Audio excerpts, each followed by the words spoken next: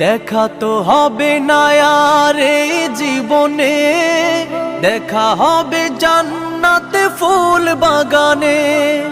এই আশা কবুল করো আল্লাহ তুমি, শহীদ হয়েছো তুমি এটাই জানি, শহীদ হয়েছো তুমি এটাই জানি।